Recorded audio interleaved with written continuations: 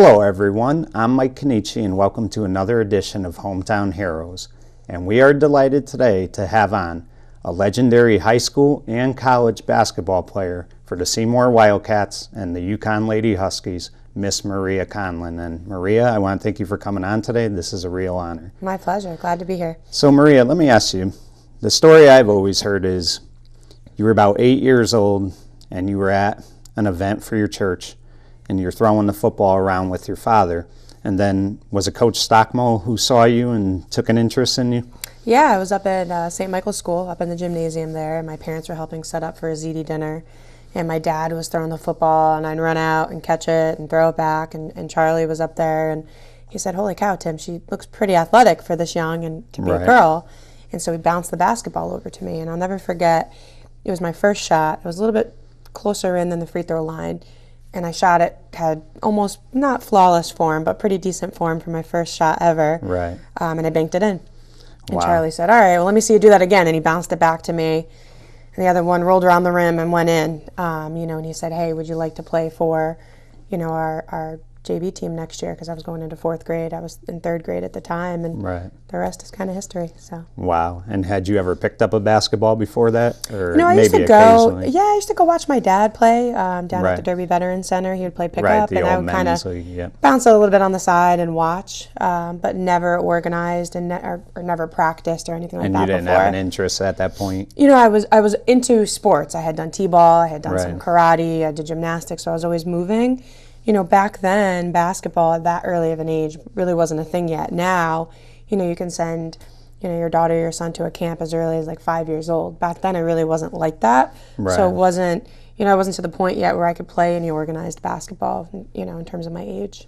Right. And now, if I'm not mistaken, you were really the only girl in your family growing up as a young kid. So you were around a lot of your cousins who were boys and stuff like that. So, would you play like touch football with them and things in the backyard and things like that? Yeah, growing up over on, Olivia and East 9th Street over there, we used to always call that, Conlon/Dune corner. Right. Because my grandparents owned the 3-family house there on the corner, and my male cousins lived downstairs and upstairs from them, and my dad built the house that they currently live in now right next door. So, I remember being right on Olivia Street there and playing home run derby with the wiffle ball. Right. So a little two-hand touch in the street. And then eventually when I got into basketball, my dad actually built a half court in our backyard. Right. And that's where all my, my male cousins would come out and beat me up a little bit, but also feed me the ball, and kind of sparked my interest in terms of sports in general. Right, and the Dunes are quite the characters because, they have that, Rocky mentality, when you play and stuff like that. They're very competitive, but they're great guys too. But it must have been, if you can't be tough hanging out with them, you never will be, correct? Yeah, absolutely. Not only them, but a lot of their friends that they brought around, in terms of Mark Angeletti and Chris Anderson and those guys. So, I will always say that, a little bit of my competitive edge and my competitive drive definitely came from just being surrounded by them, because you become a product of the people that you surround yourself with. Right. So I was fortunate to have role models that were into sports and that competitive, and, good sportsmanship as well, nothing crazy in terms of the competitiveness. Right. Really. And I bet knowing Chris Anderson especially, he didn't look at the fact that you were a female. He treated you like one of the guys, he's going to be physical because that's Chris, that's Danny and stuff like that. Yep. They used to always play in that 3-on-3 league. Were you able to go to some of those games they'd play? And stuff absolutely. Like that? And, for Memorial Day and Labor Day, we used to always have a big picnic, and we would eventually do, a 2-on-2 tournament in the backyard. Chris was actually smart. He used to always pick me up on his team. He would draft me first, but I'm definitely got a couple bruises and bloody noses playing out there with the guys. Right. Yeah. So now, I believe, what was it? You said third or fourth grade that you played on the JV team. Mm-hmm. So let me ask you, that first day of practice, being that you were the only girl, I know he had girls over the years on the team, but you were the first girl, correct? There was one girl, Stacy Kurtica, who was older than me. Right. Yep. She was 2 years older than me, so she was there. She was on varsity at the time because she was a couple of years older.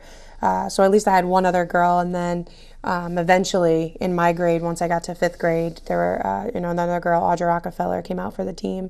So there were a couple of us, and then after me, there were a couple others. Right. And now, were you nervous that first day of practice? No. How was Coach Stockmo that first day? Yeah, if anyone in the Valley knows Charlie, which I'm sure a lot of people do, he's pretty easygoing. Right. He's about the basics and the fundamentals, and I guess I was always meant to be, because basketball came very naturally to me. I never really felt nervous playing the game. Right. I felt nervous doing other things in life, but playing basketball always came very naturally. So it was really exciting, and it was something where the minute that I learned about basketball or I was practicing, that's all I wanted to do, was to get better and to learn more and to watch more and to play more. So it was just kind of a natural fit. Right, and I bet being a kid in school, it gave you something to look forward to going to school every day, that you knew you might have a game after, whether it's practice, whatever the case may be. Now, did Coach Stockmill coach both the JV and varsity, or did he have somebody coaching the JVs that first year you played? He did a little bit of both, because I always stayed in practice with the varsity and the JV team. So we had, I'm trying to think, my 4th grade year, who our coach was. I think it might have been like Alan Walenia, helped out a lot. My dad helped out a little bit. So there's a bunch of different people. And I believe your dad coached you when you were in 5th grade. He did. That was bad. We only did that for 1 year. We never let that happen again. We'll get to that in a minute. But so talk to me about that first year. I know like their varsity played like over 50 games, close to it. Did the JVs play a lot of games that year as well? They probably played a little more than half of that, so definitely not 50, just because there wasn't as many JV leagues as there was varsity leagues. And now would you dress varsity with the team that year? Yeah, so I dressed probably about 5 or 6 games in. I started to dress for varsity. So depending on if I had a conflict, obviously if there was a JV game at the same time, I'd go to JV, or I'd go from JV, come straight over to varsity and play. But I remember I made my first ever organized basketball hoop at the Derby City Hall at the time, which is now the Derby Veterans Community Center. From the right wing, I was driving and I banked it in a varsity game, which was pretty cool. So yeah. And did you have a sense though that you were going to stick this out going further, like that you wanted to play basketball? I mean, did you really enjoy that first year playing? I did. As I mentioned before, it came very naturally to me.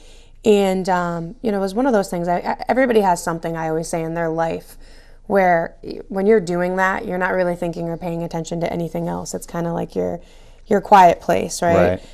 So for me, that was basketball. And I realized that very, very early on. Like I remember, and it's still even to this day, like if I'm having a rough day at work or whatnot, I'll go and I'll grab the basketball and I'll either go over to the gym or I'll go to the park and I'll shoot for 20, 30 minutes, because it kind of, it relieves that mental space that I need there. But I remember feeling that way from a very, very early age, of just when I'm playing basketball, it's all I'm thinking about, it's all I'm doing. And, I early on, created a love for that, and I just wanted to get better and better and better, and play it. Back then, did I think or know that I'd have an opportunity to go and win 3 national championships later on? No. I aspired to that, like I'm sure every kid does. Hundreds of thousands of young ladies do nowadays, but obviously going through the course of my life, being able to do that was pretty unique and special. Right. And, as far as UConn goes, when you were a kid at that point, the men were really starting to take notice, but the women, they were gradually getting there, so they weren't there yet.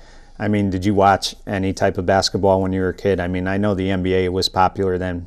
Probably not the best game, though, for a kid to learn how to play, because they don't play the game, in my opinion, the way, you want the game to be played. Did you watch the UConn men a lot as a kid? Yeah, I mean, my dad was a big UConn men's basketball fan. He also was a big Boston Celtics fan, Larry Bird fan back in the day. So I do remember watching, Larry Bird and Michael Jordan back in the day. And, I was a Chicago Bulls fan, as I'm sure every other kid my age was. But I definitely, mimicked and watched Larry Bird a little bit.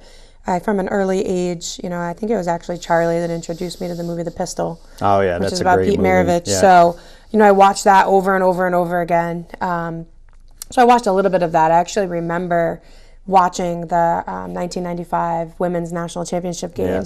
Jen Rosati makes that steal against Tennessee. So I remember that, and that was kind of the turning point, because, women's basketball up to that point. I think you were in 8th grade at that point. Grade. 7th grade. Yeah, I was in 7th grade. So I knew that I wanted to play in high school, and I knew I wanted to play in college. But again, I think that year and them going undefeated, definitely was a little bit of a turning point for women's basketball throughout the country, and that rivalry, was a turning point. So, from that point on, women's basketball kind of grew into something a lot bigger, as we've seen over the last years. Right. Now, let me ask you this. Were you a point guard right away? I mean, did Coach Stockmill have you playing point right away, or was he trying to find like a type of position he felt you could be good at? I mean, were you a shooting guard at all too? Yeah, I from an early age always had a really good court vision. Right. So the point guard spot was a natural fit for me. Plus, I was a little bit of a natural leader in terms of knowing where everybody was supposed to be on the court and knowing what plays to call and what defenses to call in certain circumstances. So, I was a point guard from 4th grade, really all the way through college. I mean, I played a little bit of shooting guard, in college. My last 2 years there, Diana and I kind of shared the shooting guard, point guard role in terms of the starting lineup. But for the most part, always a point guard, which, you have the opportunity to still be a little bit of a shooting guard when you're in that role. Right. So talk about now, you move up to the varsity your second year. Talk about that season, because you really broke out that year, had a great year. And I believe the team always was right there, always making the tournament back then. Charlie was always developing good players. Talk about that season, and for you, how did you feel in your ability? Yeah, so when I was in 5th grade, which would be my second season there, Charlie had me go and play, a lot more varsity, and we had a couple guys that were in my class that year. We had a really, really good group of people, and I would say probably why we became so successful is we worked our butts off all summer long. A lot of us were over there helping Charlie paint the school walls and mop the floors, and then we'd be taking 200-300 shots upstairs in between. So a lot of us got reps. We got to play with each other a lot, which I think helped, and we clicked. So I think for us, our 5th year was a little bit of a breakout year because there was so much improvement in all of our skills from 4th to 5th grade. And then really in, probably 6th, 7th grade, it started to really mesh. And then our 8th grade year, we really shined. I mean, we went out and won a ton of different tournaments, did really well in all the different leagues that we played in. And it was fun. We were just having fun. We were all friends. When you play for a small parochial school like that, it's interesting because you're all 24 of us are on top of each other all day long at school. And then you're playing. The thing is, too, you're all in the same class. If you're 5th grade, every 5th grader's in the same class. Correct. It's not like if it was Bradley School or whatever, you're mixed up. Exactly. You're all together, so you kind of bond that way. Yep. Now, let me ask you this. Playing that season as well, there was no biddy back then for girls, really, correct? I mean, so this was all the basketball you really had. I mean, I know you would play some AAU, but this was really all, if you were a girl, this was all you had, to play if you were going to this school. Exactly. So talk to me about that. Do you think a lot of times not having a biddy program like that they do now, but back then they didn't have it for girls. Do you think that really hurts their chances of developing when they get to high school by not having a program like that? I think back to then, and again, women's basketball wasn't really a thing yet. Yeah. So a lot of people didn't invest in it because the interest wasn't there. You couldn't get enough people to do that. I would say a couple different things were interesting for me. If I turned back time, after my 4th grade season, I played AAU that following summer. So from 4th grade all the way up through, college, I was playing basketball year round. Right. And I joke with people nowadays because I say my body is like 50. They don't understand that.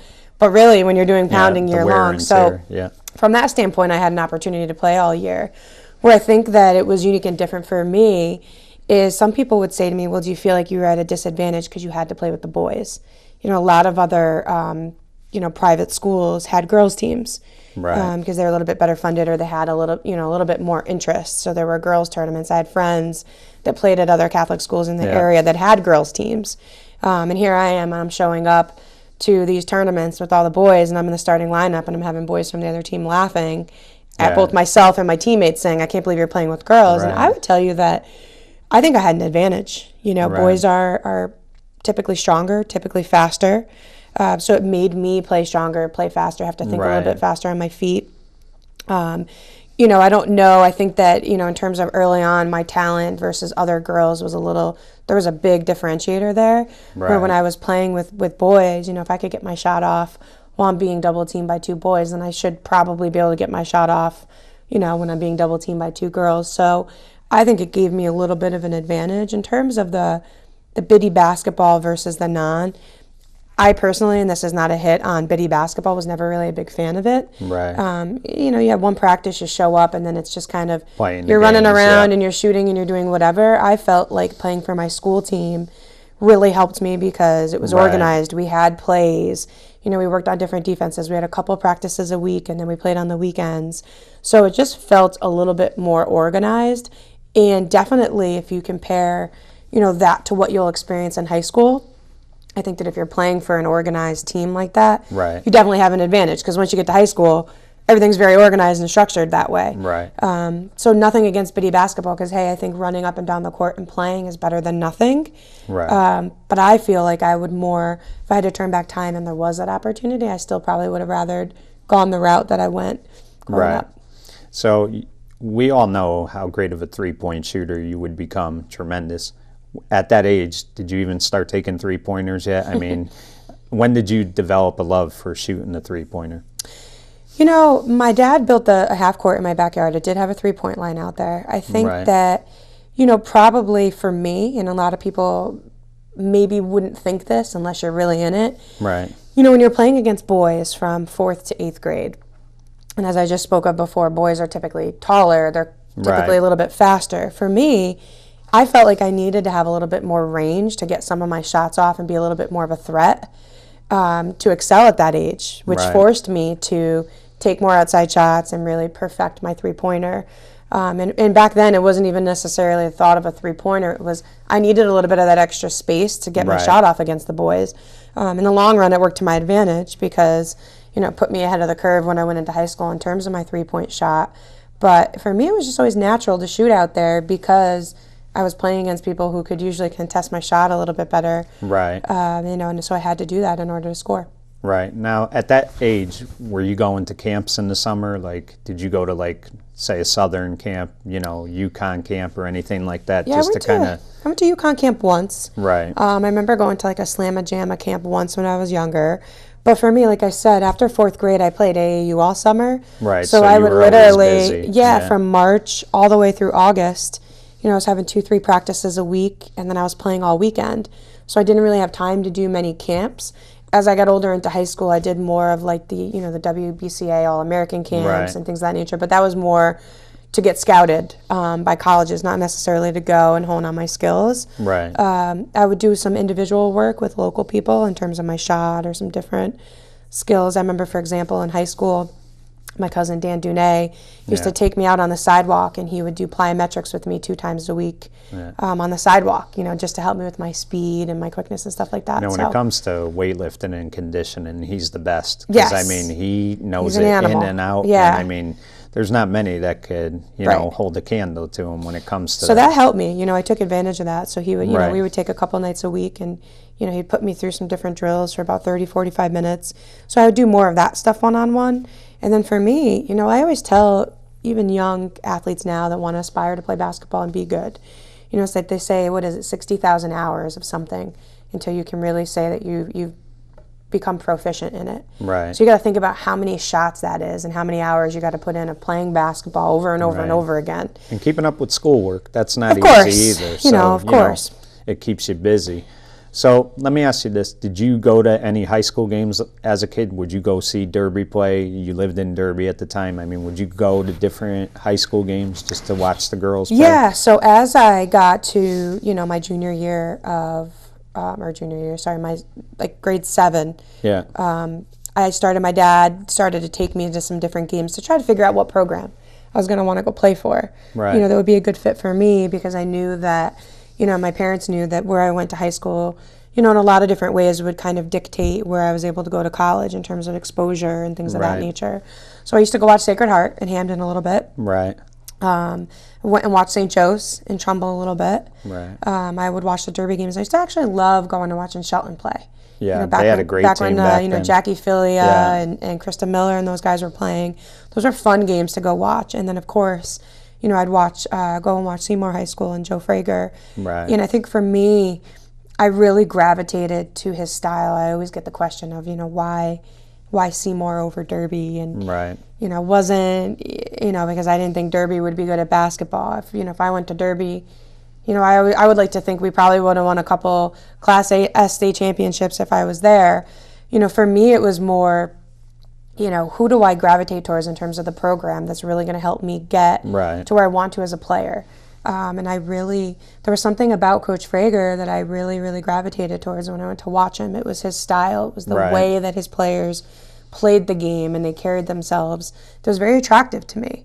So when I was making the decision to go play, at a high school, Seymour was, I felt, the best fit for me. Right, and I mean, they've had such a tremendous basketball program. Now, let me ask you, we talked about this earlier. So 5th grade comes and you start playing for your father. And I've always said that could be a positive and negative. The positive is it's great when a father and a daughter or father and a son could kind of coach and play together. But at the same time, it's difficult because the father's always going to be harder on you, and you're not necessarily going to always want to listen to what he says because, he's your dad first and your coach second. So tell me about that experience. What was that like? Sure. So, yeah, I mean, I think you kind of hit it on the head. And I think as somebody or anybody who's coached by their parent at any point in their lives, you kind of have that, I would hope that you have that feeling of my dad's harder on me than everybody else. Right. I've also played on teams where the father was the coach and he's the easiest on his kid. Right. And plays the kid when they don't deserve it because it's their kid. So if I had to turn back time and I had to pick, do I want my dad to really just baby me because I'm his daughter or be really hard on me because I'm his daughter, I'd prefer that he be hard. Yeah. So it was fun. It was great. It was a great year. We had fun. I would tell you that the car rides home were brutal. Right. Because we bumped heads a lot. He'd be yelling at me about this or that, and I'd be yelling back at him, and so on and so forth. But, I've always said, even when I reflect now to what I do currently, and if you're trying to grow as a person, professional, athlete, student, anything, you're constantly learning from the people that are teaching you or mentoring you. So you try to take a little bit from everybody. And, my dad was always really big on how I carried myself. So I remember one of the arguments that we had was, I had fouled out of a game and I came off and I went, and I very rarely fouled out. I could probably count on one hand how many times I fouled out in my entire career. Right. But I had fouled out of this game and it was at St. Joe's High School. And I went and I sat on the bench and I was kind of sulking, which in retrospect, I was only in 5th grade. I didn't know any better at the time. It was just my reaction to really just being bummed out about myself. And I played a great game. I had 20-something points. We ended up winning. And I got into the car thinking, all right, I'm not going to get yelled at today. I didn't do anything wrong. And he went nuts on me. And I'm like, what's happening here? And he was pissed because he didn't like the way that I behaved when I got onto the bench. Oh, really? He's like, you have to sit up straight. You need to continue to cheer your teammates on. It's the way you carry yourself on the court and off the court, so on and so forth. So, I learned that day that it's not always just about what you're doing when you're playing. It's people are watching you even when you're not playing, whether it's a young kid that you're a role model for, whether it's a college scout, or an employer, things of that nature. So, again, it was a rough year in terms of we battled a lot and we bumped heads. Right. But I learned a lot, and it was fun to have, to be able to say that, my dad coached me for a year. I told him he wasn't allowed to after that year. It was a one and done. But, it was what it was, and I learned some different things. And as long as you could take a little bit of something and move forward from that, it's a win. So right. That's a great story. Yeah. So let's talk about the AAU, because I believe on a particular team, you guys were ranked like number 5 in the whole, what is it, the region or country Yep. out of 900 teams, correct? Yes. I mean, that's hard to even imagine. Talk about that team a little bit and how fun that was to play. I always loved AAU. Not that I didn't love it any more than I did high school, and I didn't love it any more than I did, my grammar school team. It was a different type of love because, as a player and as an athlete, when you want to be really good at something, you constantly want to surround yourself with really, really good players, because when you do that, it's inevitable that you're going to get better. So I always looked forward to my AAU season because I knew that I was going to be playing with 11 other players that were their best players on their team. Right. And now we're all on one team and we're kind of all checking our ego in a couple different ways, to form together. And sometimes that's really, really hard. And a lot of times you don't find 12 people that can do that and still really be cohesive and everybody play their roles. So I would say probably still on my AAU team, I was the best player on my AAU team as well as my high school team, but it was different. I didn't have to do as much on my AAU team as I did on my other teams because I had other people that were capable. Right. So it was a really fun year. And if I'm not mistaken, we had about 8 of the 12 people that were on that AAU team all went to Division I colleges on scholarship. So And big schools. It wasn't, like they were smaller D1 schools. One went to Penn State, one went to Fairfield. There was Providence, Rhode Island. Right. So we had, some really great players on that team, which made it really, really fun. And the cool part is you go and you compete at this national tournament against all the other top teams in the country. Right. So, unique story, my 4 other teammates that were in my year at UConn, I played against 3 of the 4 of them my entire life. Right. So that year that we came in 5th, we actually lost to Diana's team, and she moved on to go to, the Final Four after that. Right. I played against Ashley Battle since I was 10 years old. Yeah. I played against Morgan Valley and Ashley Valley since I was at a young age. So you're playing really high caliber against really high caliber people, and you're playing with really, really high caliber people. So it made it really fun. Right. Yeah. And at that young age, you're a young kid too, but did you think that Diana would be what she is today? Did you know right away playing against her that she was going to be special? The first time I played against her, I was 13. Right. And you can tell she was special, but there were a lot of people back then where, if I look back now, a lot of people that were really, really special that didn't maybe necessarily pan out to be great. Right. I then played against her again in the national tournament when I was 15, and that's when you could tell she's the real deal. Right. But then you always think about, you never know what's going to happen with injuries or something's going to happen to somebody. But you could tell pretty early on that she was special. Now, did I think that she would eventually go and, in my opinion, be the best women's basketball player to ever play the game? No, I couldn't have told you that at 13 or 15. But did I think she'd be a top player in the country? Absolutely. Right. And now let me ask you, playing against her, would she ever talk any, smack to you or anything like that? She's a Cali girl, of course. Right. Not as much back, I feel like when we were younger. The interesting part about, Diana when she was in AAU versus me is I was a point guard and she was kind of the 2 guard. There was another girl that played point for them. So we didn't necessarily guard each other. Their entire team was always a little bit cocky and a little bit chatty. Right. That was just the nature of those teams out west in general. But never in a way where where you got frustrated with it wasn't anything like that. And back then it's also a respect level that you have for each other. She knew I was the best player on my team, being recruited by a lot of top schools, and I knew the same of her, so it was fun. Right. So now you mentioned you were in 7th grade when the UConn women won the national title. Very special year for that team. They were undefeated all year, but they had to get over that hump to beat Tennessee. Pat Summitt, legendary coach, and Tennessee back then, they were, the best team in women's basketball. If anybody was the Yankees of women's basketball, it was Tennessee. Talk about watching that team, and after watching that team, did you at that age say, wow, I hope to play here someday?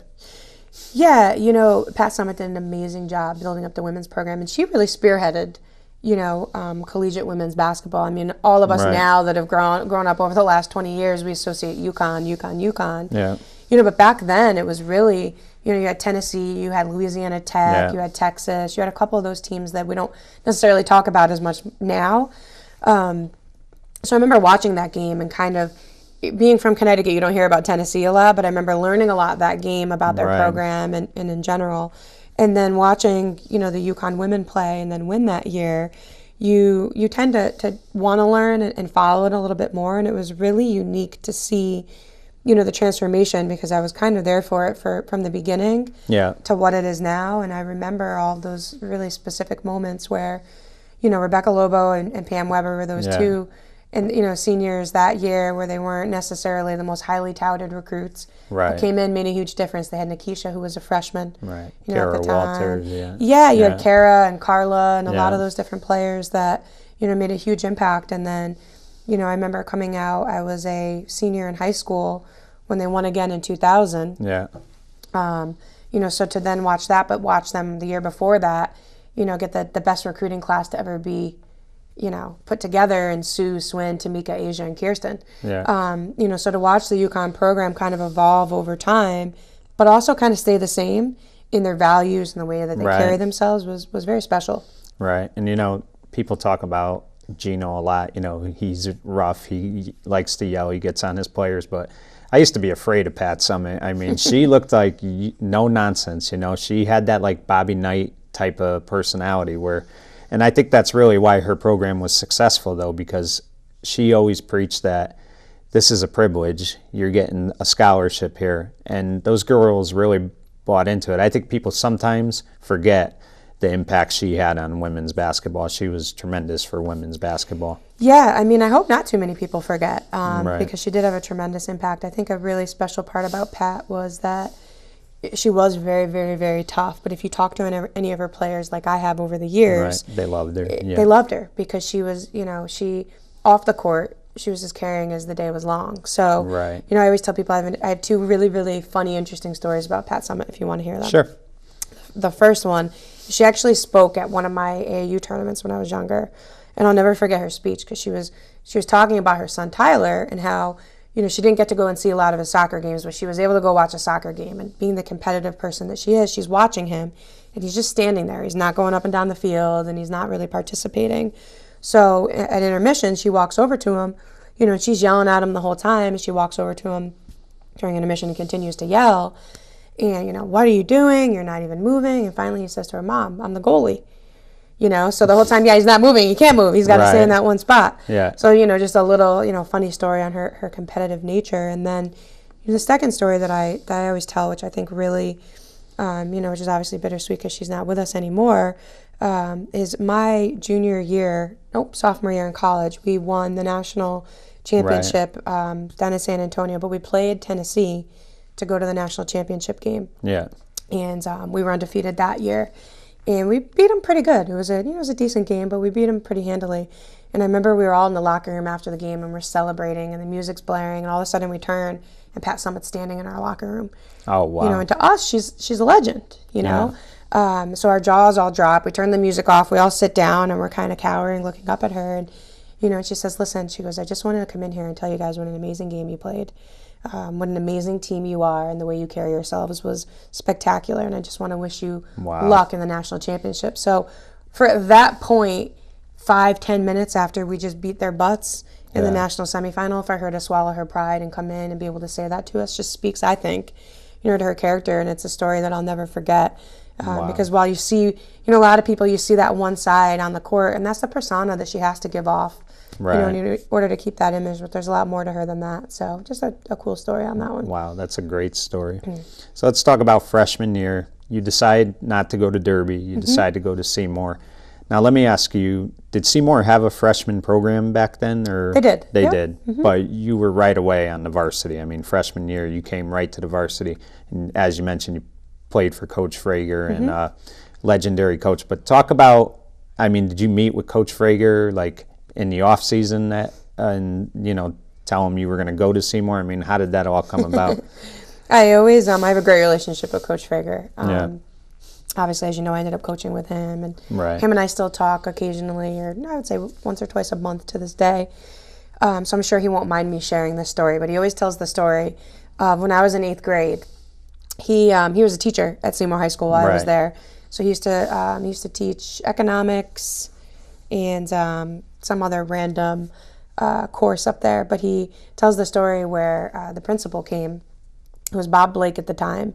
Came and knocked on his door, and it was 3rd period, and called him out into the hallway and said to him, we just got someone that her parents just enrolled her in Seymour High School for the fall. And I hear that she's a decent basketball player. And he had come to watch some of my games at St. Mary's St. Mike's to kind of see what, what I was all about. Because there was a lot of hype following us back then. Right. And you had scored over 1,000 points. Against Seymour Middle School. First girl to ever do it. And as far as I know, the only girl at that school, correct? Yes. Yeah. Yep. So, he tells the story that Bob told him the name. And then he jumped up in the air in the hallway and started cheering because he was so excited that I was coming there. Right. So the summer before, he's obviously not really allowed to contact any incoming freshmen or anything of that nature. But then obviously once school started, I saw him all the time in school because he was a teacher there. And then it was pretty evident early on that I would be the starting point guard for varsity. And him and I formed, it's always important for a point guard and a head coach to really have a good bond because, you're a reflection of the coach on the court, and an extension of the coach on the court. So, we formed a pretty close bond. And I was really nervous going into freshman year not to play basketball, which is the interesting part. I was very nervous because it's very rare that you have a freshman that comes in touted as going to be the best player on the team, touted as going to be the freshman starting point guard that's going to Right. lead this team to a state championship and blah, blah, blah. I was very nervous on how the upperclassmen and my teammates would take me. Would they, kind of cast me away and not really embrace the fact that I'm going to be able to do that? And I tried to make my personality very welcoming, never arrogant, never cocky about anything, Right. be humble. My parents always taught me that at a very young age. So that was my take on going in. But you never know how people Are going to perceive that. So I was really nervous about that. And I'll never forget, I think it was it was either the first or second day of practice. And Sonia Torres, who was a senior at the time, she came over to me, she put her arm around me, and she said, anything you need, I got your back. Oh, wow. We're going to band together this year, and we're going to win a state championship.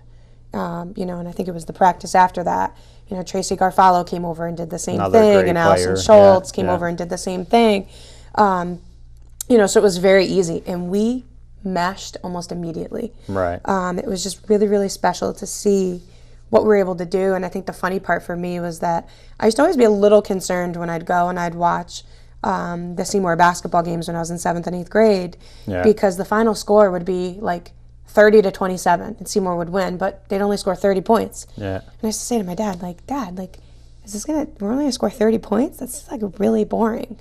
Yeah. And I remember one of our first games at Seymour, we ended up scoring 77 points, and we beat the other team 77-12 or something like that. So if you watch the scores, my 4 years that I was there, very, very different than before, thank goodness. But we had I had a great freshman year. Like I said, we meshed really, really quickly. Won the NVL tournament, and then went on to win the state championship. So it was really fun. Right. And I mean, that obviously had to be a goal in your high school career to win a state title. But I mean, to win everything that year. Because the NVL, that was a tough league. I mean, Seymour for years played in the old Hoosie League, and then they, decided to go in the NVL when the SCC came into play. And the other thing that, about Seymour is that football program kind of always stole the show in Seymour. Sure. And you girls were starting to kind of get right next to them. People were going to games and stuff like that. Yeah. Talk about that season. Talk about the tournament, how exciting that was. Yeah, you had the football team there that was always highly touted. You had their softball team, which was, they won the state championship every year, know. So we were kind of in the shadows of both of those programs.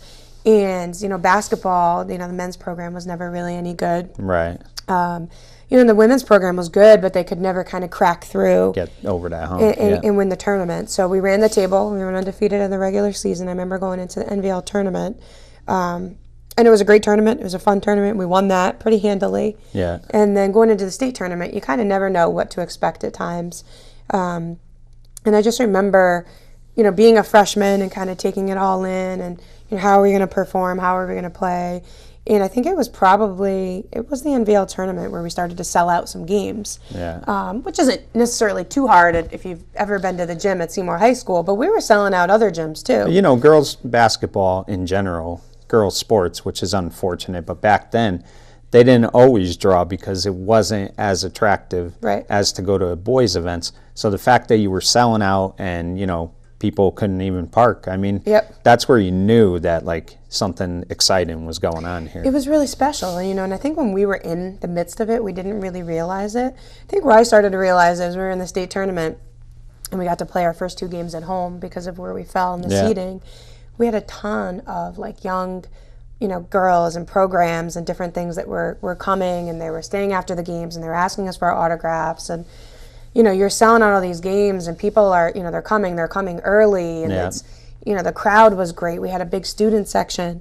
So probably, in the NVL tournament and the state tournament is where I started to realize, holy cow, we're really doing something special here. That, when you have something special like that going on, especially in, a town in the valley where people tend to ban around stuff like that, it was really, really fun. And then, I remember going up and we played the state championship game at Central Connecticut. And then I remember the ride home, we were coming through, we got onto the highway at Seymour with people on the side of the road with signs and cheering and beeping. And it was really amazing. Pulling off the exit, and you had people lined up everywhere. You got to the high school and you had people lined up everywhere cheering. I mean, it was really, really cool. Right.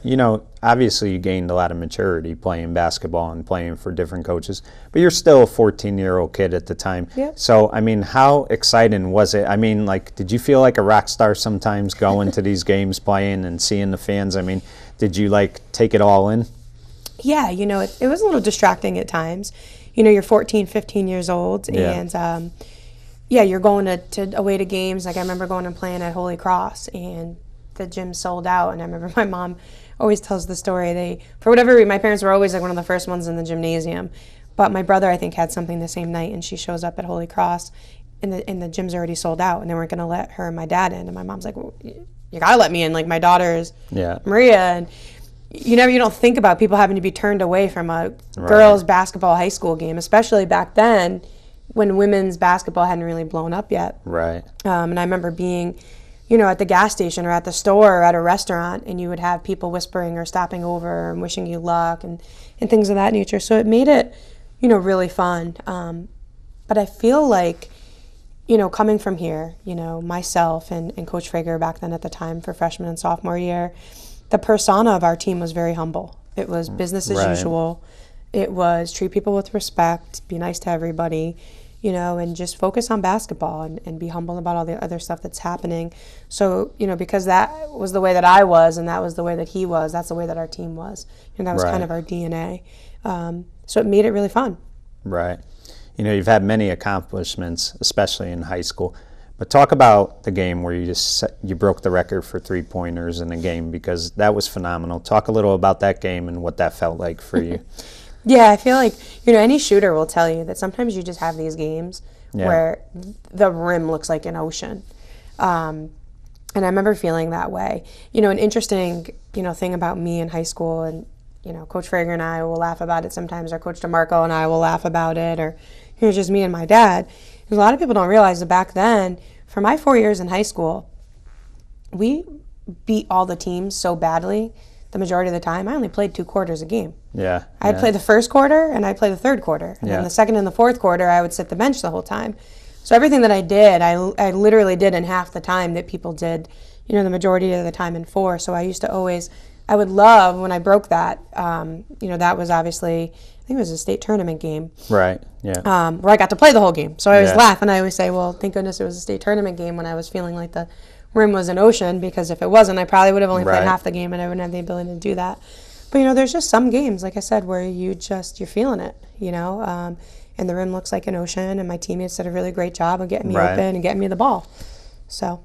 Yeah, and the run that you girls went on, I'm going to get to it more, but I think in your 4 years you were 96-4, something like that.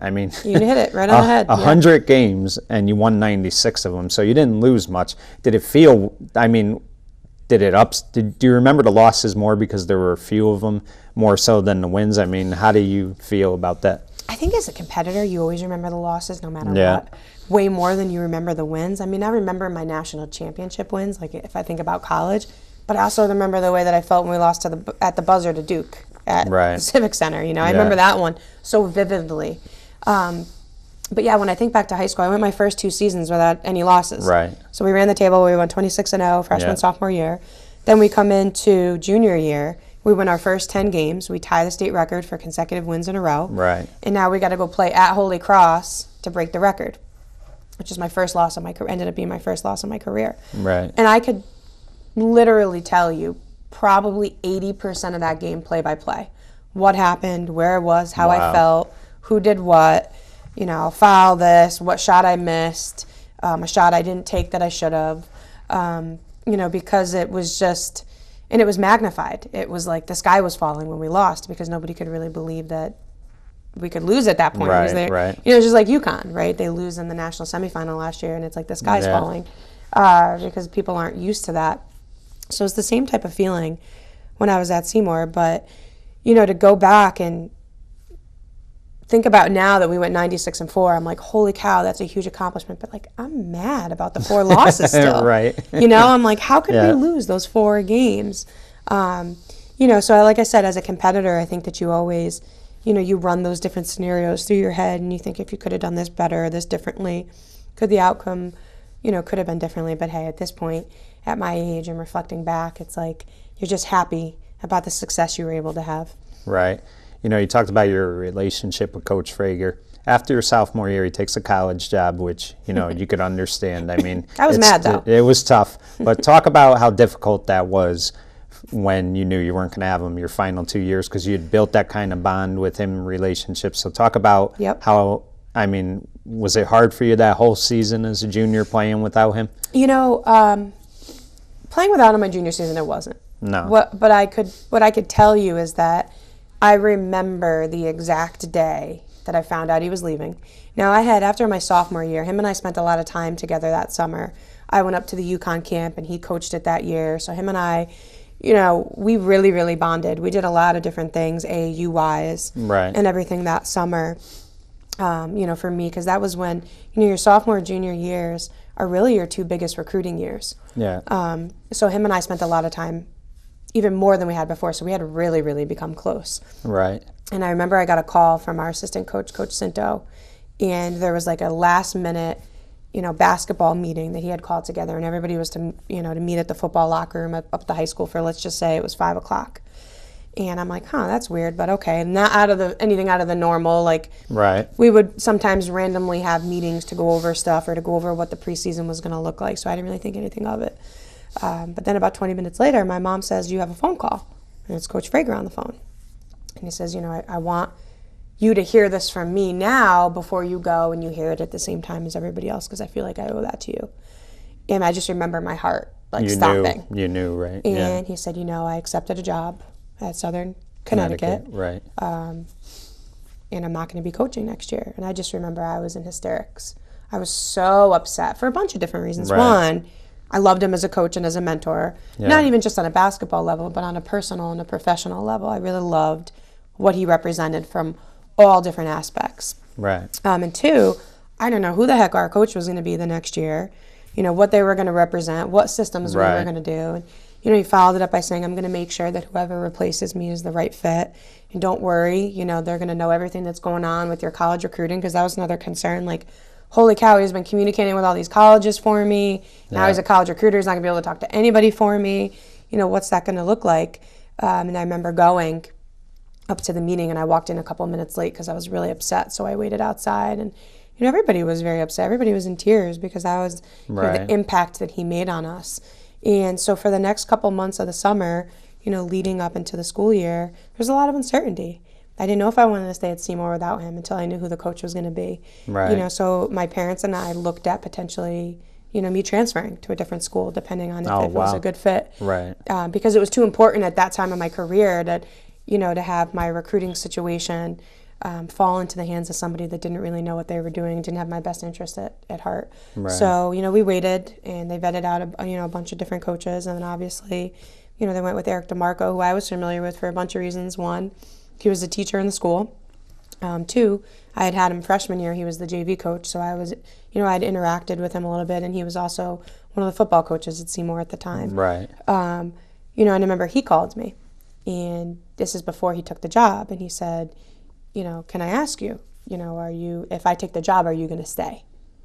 Will you stay at Seymour? Because obviously he had heard that I had been recruited elsewhere, and I said, if you take the job at Seymour, I'll stay. Oh, wow. So, I stayed, and he stayed, and again, him and I immediately created a great bond, and we hit it off, and it was nice because a lot of the same systems that Coach Frager had in place, Coach DeMarco was doing, because he coached underneath Coach Frager for so long. He had left for a year to go be the head coach at Farmington High School, to do his own, to run his own gig, and then obviously then came back. So, we didn't miss a beat in terms of, the way that, we were going to run the program and the plays and how stuff would go. It was very similar, which fortunately made it really, really easy for me in terms of the transition. Right.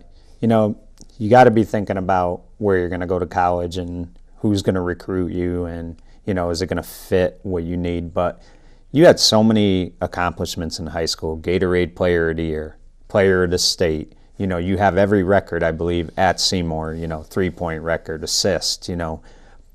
points, 1,000 points, all this stuff. Is there any accomplishment that stands out to you, though, at Seymour? I mean, I would think Gatorade Player of the Year, that had to be a tremendous feeling. You know, it's funny because I get that. I've gotten that question a lot over the years. And to me, like when somebody actually just said to me a month ago, do you know you still hold the state record for three-pointers made in a season and made in a career? And I said to them, really? Nobody's beat that yet? And like you forget. I've never been an individual accomplishment type of person. Right. So I would tell you that my greatest accomplishments at Seymour High School were to win 2 state championships, to go 96-4. Right. We were rated, in the top 2 in New England 2 years in a row. Things of that nature are way more important to me in terms of accomplishments because, it's like I always say, records are meant to be broken eventually. Somebody will eventually break my scoring record at UConn. Somebody will eventually break my assist record and my three-point shooting record and my state three-point shooting records. Hopefully it'd be my daughter. That would be really cool. Right. But somebody will eventually break that. But what they'll never break is the fact that I have 2 state championships, with 12 or 15 other girls that I really enjoyed playing with. Right. And we created something really, really special for 4 years. One of my greatest memories is, like I had mentioned before, you win these state championships and you're like a rock star back home in high school. It's like, I remember watching the movie Varsity Blues, and the way people followed them was very similar to the way people followed us the 4 years that I was there, Right. Selling out high school basketball games is not something that everybody can say. So those are the things, honestly, that I feel for me are my greatest accomplishments. I mean, is it cool to say that I have some of those individual, records? Yeah, of course. Right. But I never played basketball to have individual records. It was more for the winning. And 2 things that happened after your high school and college career down the road is, number 1, your number got retired at Seymour. Mm-hmm. And number 2, you were inducted into the Seymour Sports Hall of Fame. Talk about those 2 accomplishments and what a great feeling that was.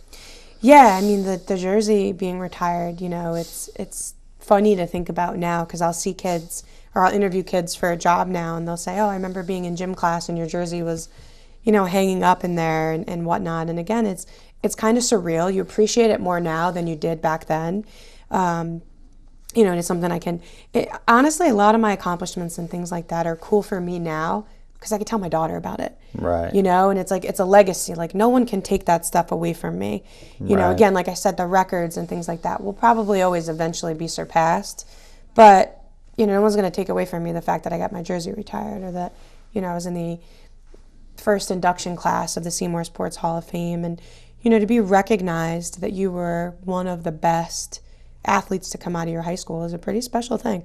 Right. Are you still able to attend the Seymour game here and there?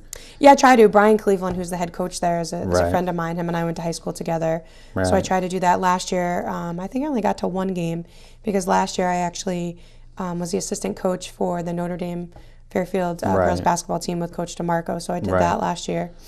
Right. Well, Maria, part 1's been awesome, and we're just scratching the surface because we got more to do. Sure. But I want to thank you for coming on part 1 today, and it was a real honor. Yeah, my pleasure. And like I said, we're just scratching the surface because we got part 2 to come, and we're going to talk all about her career at UConn basketball.